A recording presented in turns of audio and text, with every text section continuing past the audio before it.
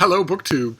I've got a strange new location for you because I'm down in puppy territory to do a random bookshelf tour. Not only because I feel like it, because I've been sitting in front of this bookcase for an hour and I thought if I have to go through this, then I should drag you along with it too, but also because I have a plan, a grand plan with a capital G and a capital P for 2019.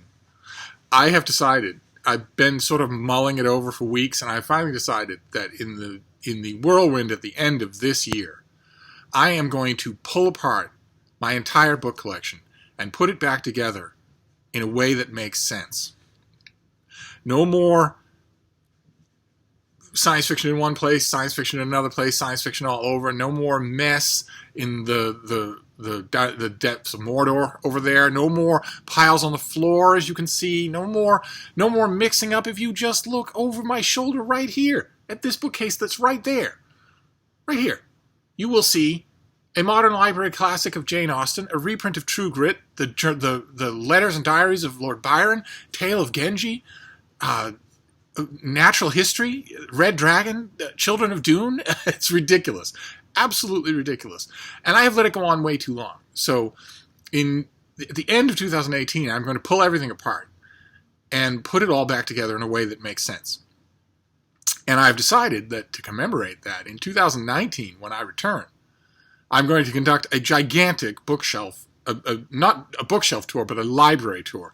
I'm going to do a tour of my entire book collection, week by week, until it's done. And I'm going to be very intentional about how I acquire books until that book collection is done. I am going to make a designated area that is not a bookshelf and that is only one place, that is not disseminated anywhere else, and that is where new old acquisitions are going to go. So not, if you look over my shoulder here, oh no, you actually can't see it. There's another bookshelf that has all of my new books, all of my work books, as I like to call them, all the ones that are, the galleys that are separated by month and year of books that haven't come out yet. That's not going to change. But in addition to that, all the stuff I get that's not new, that doesn't go on that bookshelf, whether it's from charity shops or the Brattle Bookshop or other used bookstores, or even paperback reprints from publishers, all of that is going to go in one place that is not a bookshelf, and that is not, those books are not going to be disseminated elsewhere in the collection until I have finished touring the entire collection. Once that's done, I will then turn the camera on that miscellaneous collection spot, detail all of those books, and then disseminate them into the collection, and then we'll be done. In 2019, I will have a video benchmark of where my entire book collection was at this point. So there'll be a little bit of overlap because we'll probably do some penguins again. Those penguin shelves that we've done have been pulled out and re-gone over many, many times. That's the thing about my book collection, is that it tends to be in constant flux. I tend to be constantly using it. And I've said on this channel many times that my goal is to have only books that I constantly use. If I don't constantly use something, if I haven't gone back to check on something or quote from something or use something in years, and I'm also not tempted to reread it, then what's it doing here? As a commemoration of good times gone by? No. I want a working book collection. And I have noticed in doing bookshelf tours, like for instance those Penguin Classic tours that we did, but also every other one, I've noticed that doing a bookshelf tour really helps to clarify my thinking about each book, because I'm forced to pull it out and look at it and ask myself, while I'm talking to you about it, whether or not I actually want to keep it. I think, I don't know, some of you operate on obviously different rationales, but I think my rationale for my book collection is going to be, I'm going to start to really consider my own personal library to be the pinnacle rather than the way station. So I'm going to say that in order for me to actually keep a book, it has to be everything. It can't be just a casual whim or a casual fondness or anything like that. So, I mean, we'll go through these books right now, this shelf of biographies here, just because I'm down here and I had the camera and I thought, why not? But I wanted to announce that in 2019 I will be doing that. So you will have bookshelves aplenty, and there is bound to be some overlap. Some of the books are the same. A lot of the books are the same, but they've moved around. Like, for instance, a year ago we did a tour of the darkest depths of Mordor, that hutch in the wall. And every single book in there, I feel certain, every single book in there has changed. There are still piles of books in there, but I think probably everyone is different, or almost everyone. So there won't be too much overlap in terms of sequence anyway. But anyway, I thought we'd go through this shelf, and then we'll get back to our regularly scheduled programming. So what have we got here? The first one looks new. See, it's wedged in here, and that also does nobody any good if... Oh, okay. All right, this is Catherine Tempest's biography of Brutus, the famous Brutus, the conspirator Brutus, who the killer of Julius Caesar. This was very, very good. This still has the pub sheet in it. This came out last year, I think. Yeah, this came out last year, late last year. I very much liked it. It was a finished copy that I kept, but I tell you, I kind of wish that I had this thought last year, and that at the end of 2017, all of the 2017 books I was keeping were all in one place instead of scattered throughout the house. But that's okay. That's all right. Actually, let's leave Brutus out so that we can actually get at these others. Oh, this is ridiculous. That should not be. Okay, so this next one is huge. This is Robert Dallek's Big Life of Franklin Delano Roosevelt. It says a political life, and it is mostly a very detailed, every battle, every loss, every victory, political life of the man. It's a big thing. I thought it was wonderful. Absolutely wonderful. I'm eagerly awaiting the paperback. Spies in the publishing industry have told me that my blurb is named, that I am named in a blurb on the paperback. That would be very nice. We shall see. But I loved it anyway, so it didn't matter much. Didn't matter much. Steve still wants to get blurbs. I'm not in this for the money. After all, I want my name to be on the paperback. This next one, okay, this is from last year as well, I think. No, see? This is from earlier this year. March, April, May. This is Theodore Roosevelt, A Literary Life, which is not a biography of the man, but rather a sort of a biography of the endless writing that he did in his life. He wrote all the time. Hi, Bean. How you doing, baby? Oh, all right. She decides when she's interested in me and when she's not. I really don't have any say in the matter. I thought this book was really, really good. A Literary Life, Theodore Roosevelt. Well worth being on the shelf with other Theodore Roosevelt biographies, and yet, in a perfect case in point of what I'm talking about, it is not. It is not on the shelf with other Theodore Roosevelt biographies. It's off alone by itself. When in reality, Brutus should be in the biographies of the ancient world. Those should all be together. The Franklin Delano Roosevelt book should be in big biographies of U.S. presidents, and those should all be together. And all of the Franklin Roosevelt books should be together. First Class Temperament, the Conrad Black book, all of those things should be together. And this Theodore Roosevelt book, I have a dozen Theodore Roosevelt books. They should all be together instead of scattered all over. Because then what happens if somebody writes a book next year about the friendship between Theodore Roosevelt and Frederick Douglass or John Muir? And all of a sudden, I want to look at every single Theodore Roosevelt book that I have. What is she eating? What are you eating? Oh, God. It's quite a different thing from two white-faced old girls who never moved. This dog is constantly finding something to do. But fortunately, she's extremely smart. So even if she finds something fun and interesting to chew on, she doesn't eat it unless it's edible. Whereas that was something I had to worry about with my Basset Hound. My Basset Hound Lucy would suck down things that weren't edible and then suffer for it. What are you doing? What did you grab and eat? Huh? What are you? You're fancy. Ooh.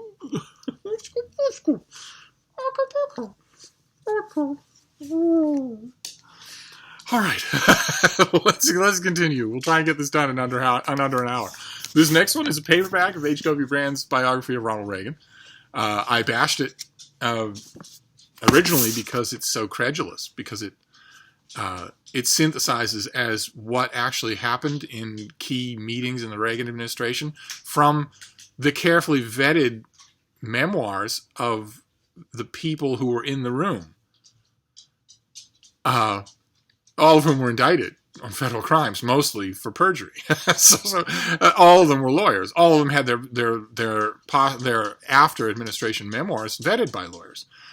and that it's perfectly okay to use stuff like that, but you can't rest your book on it as if, well, if Donald Rumsfeld says it, it must be true. You have to dig a lot deeper than this book does into the contemporary reporting of the day, into the enemy of the people, into the press, the free press that keeps the power accountable. But then as time passed, I realized that I really liked how it was written.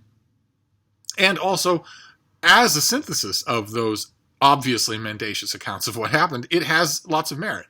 I have used it in later Reagan writings, so it definitely belongs here.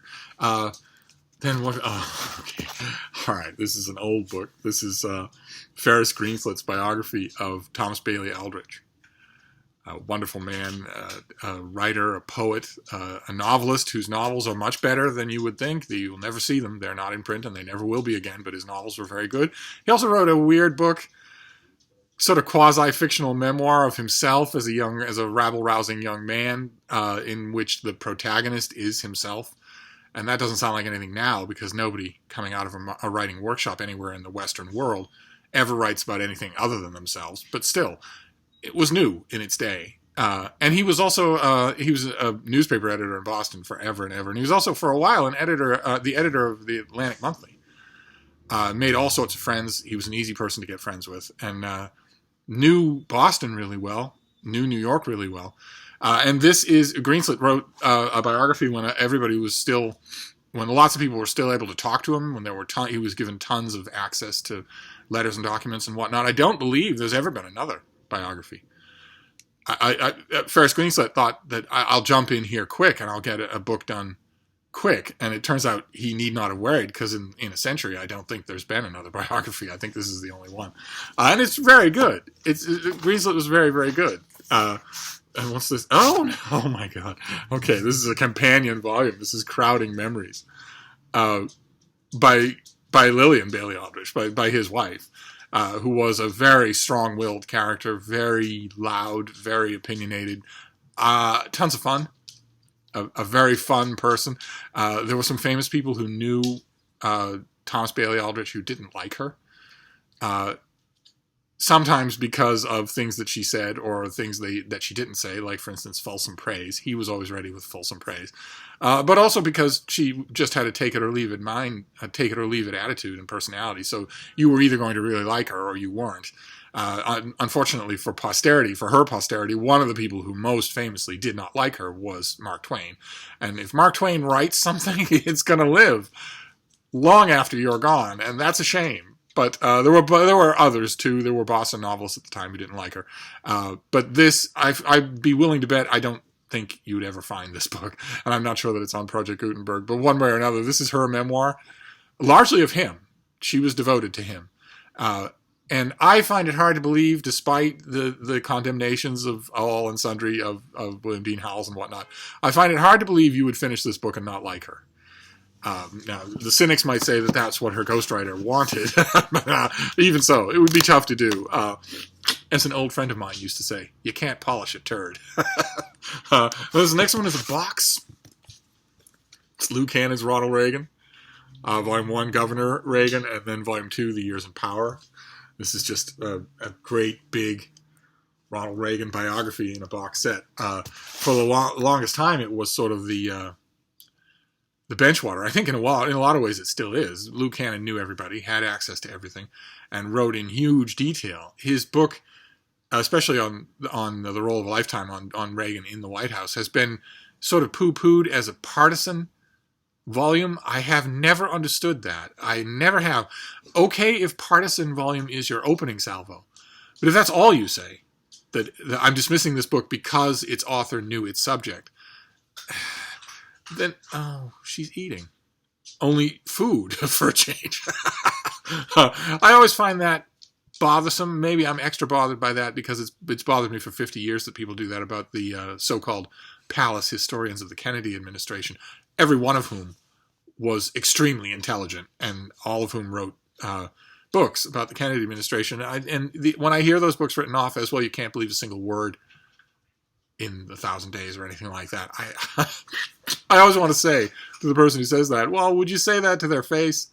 I don't think so. This veteran journalist who took a huge pay cut to work in the Kennedy White House and who worked for a man who would have scorned hagiography had he lived to read it. So I have a very high respect for Cannon's book on Reagan, and also the Governor book as well. This next one is huge. Oh, goodness gracious, yes. Okay. This is Master of the Senate, Robert Caro's book on Lyndon Baines Johnson at his most powerful, some would say, when he was the head of the Senate, before he became president, before he became vice president, before any of that, when he actually ran the levers of power in Washington. And this is a story of those years, and it's wonderful as that, but it's also a fantastic portrait of power in Washington, of just how power works in Washington. Every generation or so, you'll get a book like this that will tell the story of power in Washington, and this, it's just so incredibly readable. You wouldn't think a 1,000-page history of a legislator, you wouldn't think it would be interesting, even knowing that Johnson was going to become president. You wouldn't think that it would be interesting, but he keeps it interesting throughout. It's amazingly good. Okay. All right. This is something we've seen on this channel a long, long time ago. This is, okay. This is, Townsend Hoops. This is The Devil and John Foster Wallace, about the legendary and controversial Secretary of State. And this is, as you can tell from the title alone, this author really writes well, and he really writes intelligently as well. He doesn't just deliver his facts. He works them into a story and into points, even philosophy. I just loved it. I think it's just, as a political life, it's just fantastic. And we have a literary life. Very good. This is James Mellow, Nathaniel Hawthorne and His Times. There is our hero as a young man, and there he is as an old man. This is a fantastic one-volume biography of Hawthorne. Can't do wrong with this. I recently mentioned that I realized that I had almost no Hawthorne biographies in my possession, and I went to correct that. And this is one of a handful that I would want. I myself think that Hawthorne is a far more important literary figure than he's usually given credit. He's hardly read outside of school anymore. I don't really understand that. And even in school, he's only read for the Scarlet Letter. No one ever reads The House of the Seven Gables anymore, or the Marble Fawn, or whatnot. But I love him. I think he's fantastic. And then we have, okay, this is another one we saw on this channel. In fact, I think this was one of my book repair videos, where I told the story. I'll have to find that video and link it down below. This is David Donald, Charles Sumner and the Rights of Man, the great Charles Sumner from Massachusetts, and his struggles for all kinds of political and social equality. It's just, again, it's not a book that should work, because it's just a huge political life, and also it should be with John Foster Dulles. There ought to be a shelf here for famous American figures, political figures who never became president. Like, for instance, on this next shelf, the gentleman from New York, Daniel Patrick Moynihan. Those three should be together, and I bet there are plenty of others. Let's see okay. This ought to be with Nathaniel Hawthorne. This is by Philip McFarlane. This is Sojourners. And the subtitle is A Narrative of the Human Adventure as Lived by Some of Historic Dreamers and Sufferers, including John Brown, Aaron Burr, Sir Walter Scott, Mary Shelley, John Jacob Astor, and Washington Irving. And that's meant to cast a broad net and show you that this is a big, full volume. But this is really a book about Washington Irving. And it's one of the best books about Washington Irving that I've ever read. Not that there are many to choose from. Washington Irving's another literary figure that I think is drastically underrated these days and underremembered. And this is just a fantastic book to read on him. So wonderful, but it ought to be with Hawthorne. But anyway, I won't harp on that because we're almost done. This next one is the last one. And this is R.W.B. Lewis's biography of Edith Wharton. And it's wonderful. It's Edith Wharton is a big enough literary figure so that you really want more than one biography of her, and this one is one of the ones to have. I would also recommend the Hermione Lee, which is even bigger than this one, and which I do not have. Perfect example. I don't have a hardcover of Hermione Lee's biography of Edith Wharton. Crazy. But one way or another, that's just a random bookshelf that we're going to do here. As a sort of fun break in the routine, but also as my promise that in 2019 we are going to do a library tour, not a bookshelf tour, but a tour of my entire library, shelf by shelf. God help us all. In the meantime, I'll wrap this up, but I'll see you soon. Thank you, BookTube.